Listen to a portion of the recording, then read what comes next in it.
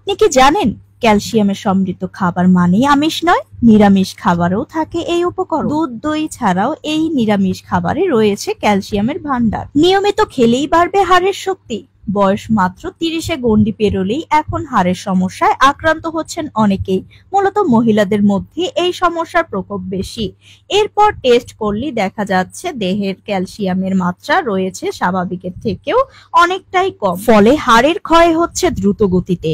এখন জটিল পরিস্থিতি থেকে বাঁচতে চাইলে আপনাকে খাবারের মাধ্যমে শরীরের ক্যালসিয়ামের ঘাটতি মেটাতেই হবে। এই খনিজ দেহে পর্যাপ্ত পরিমাণ থাকলে অনায়াসে হাড়ের নানাবিধ জটিল সমস্যা এড়িয়ে চলা যায়। হাড়ের গঠনে সাহায্য করা ছাড়াও আরো একাধিক দেহে দৈনন্দিন কাজের দায়িত্ব রয়েছে ক্যালসিয়ামের উপর। কোন খাবারে এমন খনিজ এবং ক্যালসিয়ামের উপাদান পাবো তা চলুন দেখে আসা যাক। আমাদের প্রথম তালিকায় রয়েছে ডুমুর ফল। বাঙালিরা বরাবরই ডুমুরকে অবহেলা করে এসেছে, যদিও বিজ্ঞান জানাচ্ছে এই ফলেই রয়েছে একাধিক গুণ।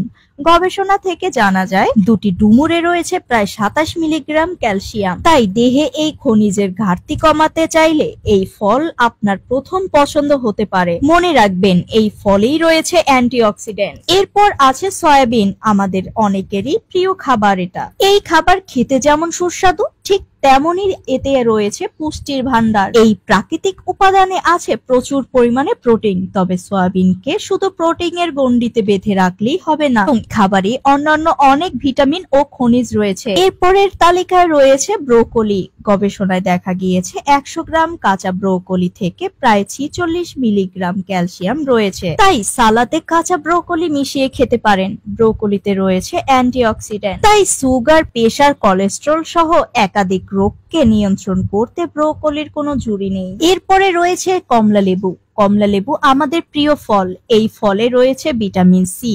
আপনি জানলে অবাক হবেন যে কমলা লেবু কিন্তু ক্যালসিয়ামের খনি। একটা গোটা লেবুতে থাকে প্রায় 65 মিলিগ্রাম ক্যালসিয়াম। তাই হাড়ের খেয়াল রাখতে চাইলে রোজ একটা করে কমলা লেবু কিন্তু খেতেই পারেন। সম্পূর্ণ ভিডিওটি দেখার জন্য আপনাকে ধন্যবাদ। আমার চ্যানেলটিতে আপনি যদি নতুন হয়ে থাকেন তাহলে এসটি বাংলা নিউজে সাবস্ক্রাইব করে সাথেই থাকুন। ভিডিওটি ভালো লাগলে লাইক, কমেন্ট ও শেয়ার করুন। ধন্যবাদ সবাইকে।